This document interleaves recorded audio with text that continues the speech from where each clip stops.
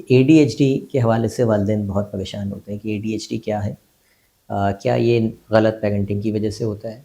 और इसका इलाज यानी वालिदैन को कहाँ जाना चाहिए? क्या इसके स्टेप्स हो सकते हैं? अगर मुकम्मल उनको गाइडलाइन इस पे मिल जाए, मैं समझता हूँ बहुत सारे देखने वाले वालिदैन का भला हो जाएगा। देखिए, ADHD particularly attention deficit hyper activity disorder, इसके अंदर ये डिसऑर्डर की लेवल की बात हो रही है। ठीक है। यानी अटेंशन डेफिसिट जहाँ पे बच्चा तवज्जो नहीं दे पा रहा, यानी उसकी इर्तिकाज़ तवज्जो या फोकस कम है। ठीक है।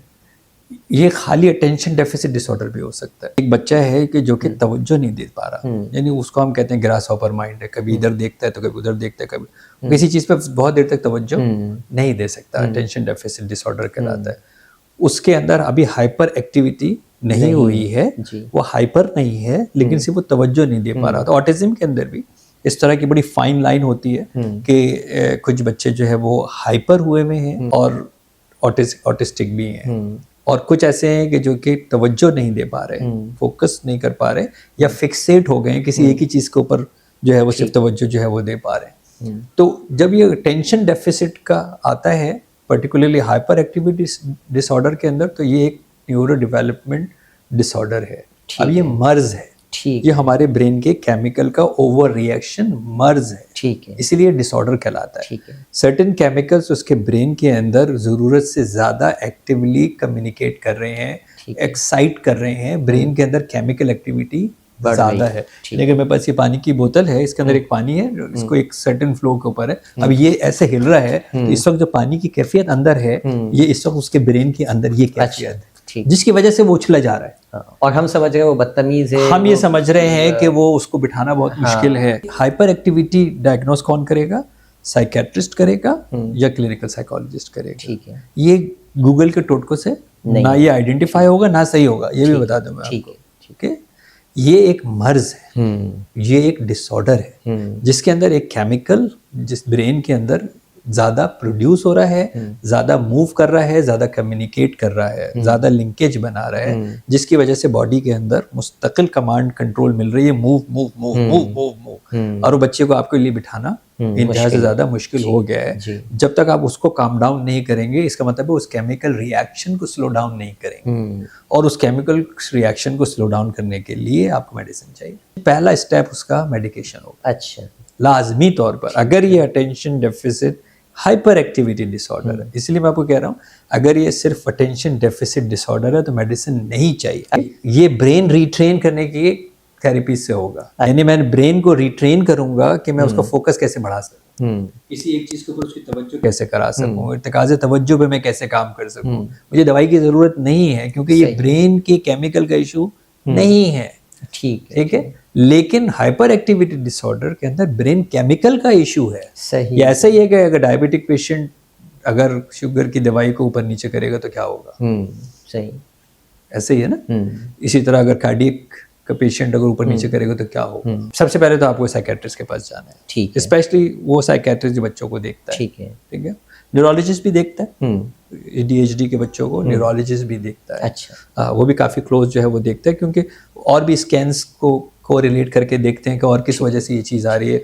वो जैसे मैंने आपको कहा, कहीं ऑटिस्टिक चाइल्ड तो नहीं है, कोई और न्यूरो डेवलपमेंट डेफिसिट तो नहीं है, कोई ब्रेन डेवलपमेंट में कोई इशू तो नहीं आया जिसकी वजह से ये हो रहा है। तो neurologist is a good option as a medical doctor, या पीड साइकेट्रिस्ट जो होता है, पीडियाट्रिक जिसकी एक्सपर्टीज होती है, वो इन सारी चीज़ों को देखता है। अच्छा। कि क्या रीजंस है जिसकी वजह से ये बच्चा जो है वो ADHD के लिए क्वालिफाई हो रहा है। क्लिनिकल साइकोलॉजिस्ट देखता है, उनके हमारे पास टूल्स होते हैं असेसमेंट के, जहाँ से हम आइडेंटिफाई कर सकते हैं कि ये बच्चा ADD का नहीं है, ये बच्चा ADHD का है, हाइपर एक्टिव डिसऑर्डर है। आपको उसकी दवाई देनी है। ठीक है। हर हाल में दवाई देनी है। ठीक है। और बहुत लंबे अरसे तक दवाई देनी है। अच्छा, ये भी जहन में रखिए। अच्छा, लोग डर जाते हैं कि बच्चों को जो है वो मेडिसिन देनी पड़ रही है, तो लेकिन इस केस में ना दवाई देना उसके लिए ज़्यादा खतरनाक है। ये बिल्कुल ऐसे ही, जब मैंने आपको कई बार एग्जांपल दे रहा हूँ, डायबिटिक की, कार्डियक की, हार्ट वाले की, अगर आप नहीं देंगे तो क्या होगा?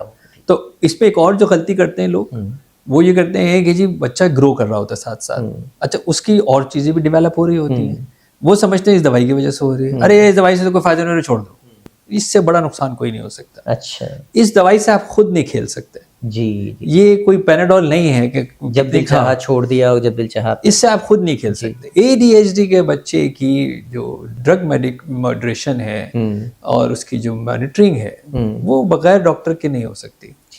तो वो जो वालिदैन सबसे पहले ये करें जिनको ये लगता है कि उनके बच्चे बहुत ज़्यादा हाइपर हैं, काबू में नहीं आ रहे हैं, 1 मिनट नहीं बैठते हैं, सारा दिन जो है वो चल रहे होते हैं, तो आप उनको फॉर श्योर स्कैन कराइए, आइडेंटिफाई कराएं। और अगर वो ADHD का बच्चा है तो फिर आपके लिए मेडिकेशन, अच्छा उस मेडिकेशन से फ़ायदा ये होता है कि जब वो काम डाउन होता है, वो कूल डाउन होता है, फिर आप उसकी बाकी चीज़ों के ऊपर काम कर लेते हैं। अब वो बिहेवियर मॉडिफिकेशन के ऊपर अगर लेट्स सपोज अगर इशू आ रहे हैं उसके बिहेवियर्स के, एकेडमिक उसके इश्यूज आ रहे हैं जो कि फिर रेमेडियल जो है वो एकेडमिशियन उसके ऊपर काम करता है, तो वो फिर उसके लिए बहुत ईजी हो जाता है। सही। और उसको मेडिकेशन की ज़रूरत है। और मुझे अगर मेडिकेशन की ज़रूरत है तो भाई ज़रूरत है, मेरे अंदर एक डेफिसिट है, केमिकल कम ज़्यादा है, तो मेरे लिए तो वो अल्लाह की रहमत है कि मैं अपनी ज़िंदगी बड़े सुकून से गुजार सकता हूँ। मेडिसिन अल्लाह का एहसान है कि मेडिसिन मौजूद। जी जी जी।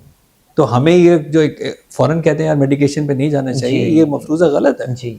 ये बिल्कुल गलत है कि अगर मेडिकेशन की मेरी बॉडी को ज़रूरत है तो फिर मुझे उस मेडिकेशन को यूज़ करना चाहिए, ये भी तो अल्लाह की रहमत है। बिल्कुल, वरना कई ऐसी चीज़ें हैं जिसकी कोई दवाई नहीं है, उस वक्त लोग कैसे बेआसरा हो जाते हैं, ऐसे ही कोई दवाई नहीं है। ऐसे ही है, बिल्कुल ऐसे ही। अच्छा डॉक्टर साहब ये बताइए कि अब लेट सपोज किसी के बच्चे को है ADHD, आपने अच्छा गाइड कर दिया, आप इस ट्रांसफॉर्मेशन वेलनेस क्लिनिक में क्या सहूलियात दे सकते हैं उनको, सुनने वालों को? क्या वो अब इसमें सुनने वाले कराची वाले तो बड़ी आसानी से आपके पास यहाँ चल के आ सकते हैं, लेकिन पूरी दुनिया से लोग कनेक्टेड हैं, तो क्या ऑनलाइन भी सर्विसेज हैं और ऑफलाइन दोनों के बारे में? बिल्कुल ऐसा ही है, जो यहाँ पे चल के आ सकते हैं वो तो यहाँ पे तशरीफ़ लाएं जी, हम उनकी असेसमेंट करेंगे जी, और असेसमेंट करने के बाद हम डायग्नोस करके बता देंगे। ठीक है। हमारे पास अल्हम्दुलिल्लाह clinical psychologist, neurologist, psychiatrist, medicine सब अवेलेबल है। ठीक है, ठीक है। पहला स्टेप तो हमारा ये हो गया। हम जब स्कैनिंग करेंगे उसकी तो ऑब्वियसली मजीद असेसमेंट भी करेंगे और उसके अंदर अगर उसके बिहेवियर्स के अंदर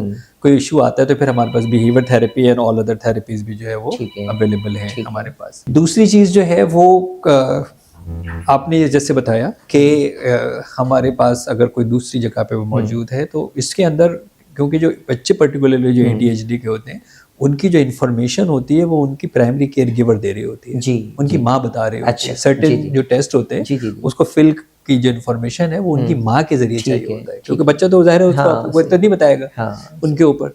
तो इसका मतलब ये कि ये जो प्री क्वालिफिकेशन है या असेसमेंट है, डायरेक्ट असेसमेंट है, ये ऑनलाइन भी हो सकती है। ठीक है, ये ऑनलाइन हो जाती है। उसके बाद फिर हम बड़े आराम से ये कह सकते हैं कि जनाब आप साइकेट्रिस्ट या न्यूरोलॉजिस्ट के साथ ऑनलाइन सेशन कर लीजिए, हमारे वाले से कर लीजिए या किसी के साथ भी कर लीजिए। भाई आप अगर मुल्तान में तो मुल्तान में भी न्यूरोलॉजिस्ट बैठे हुए, साइकेट्रिस्ट भी बैठे हुए, आप उनके पास जा सकते हैं।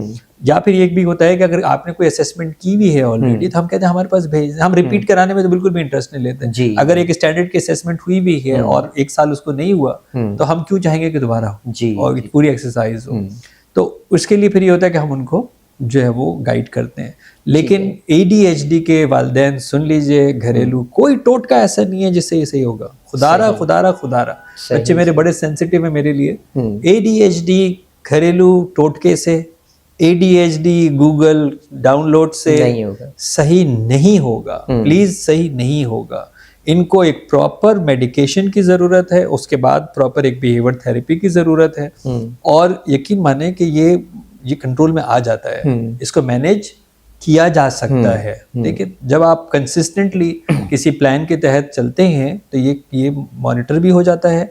लेकिन अगर आपको लगता है कि उससे कुछ सुन लूं, उससे कुछ सुन लूं और फिर आप अपने बच्चे के ऊपर तजर्बा करें और उस बच्चे को तजर्बा करने के बाद फिर बहुत सारी चीजें उसकी इस तरह की डैमेज हो जाती हैं कि जो कि फिर उसकी, क्योंकि देखिए कंटिन्यूसली रिएक्शन चल रहा है, कंटिन्यूसली एक हाइपर एक्टिविटी चल रही है, तो ऐसे कैसे हो सकता है कि बॉडी में बाकी इफेक्ट नहीं आएगा? बिल्कुल आएगा ना, मेरे बाकी सिस्टम भी ज़ाहिर है इफेक्ट करेंगे ना उसको। तो इसलिए मैं कुछ चीज़ों के ऊपर मैं बार बार हसास होता हूँ। उसके अंदर एक ADHD के बच्चे हैं और एडल्ट्स के अंदर ओबियसली मैं OCD के ऊपर बड़ा सेंसिटिव हो जाता हूँ, क्योंकि लोग उसको भी जो है वो लाइट लेते हैं और फिर जब ये खुद इतनी कोताहियाँ करते हैं, गलतियाँ करते हैं। देखा आपको पहले नहीं पता था जी, तो सही हम सब माँ के पेट से तो कोई आकल बालिग होकर तो पैदा नहीं हुए, लेकिन अगर आपने ये पॉडकास्ट सुन ली है जी और ADHD के बच्चे को आप मुझे कहें कि मैं मेडिसिन नहीं दे रही हूँ या मैं खुद चेंज कर रही हूँ और आप रो रही हैं, मुझे जरा सा तरस नहीं आएगा आपको।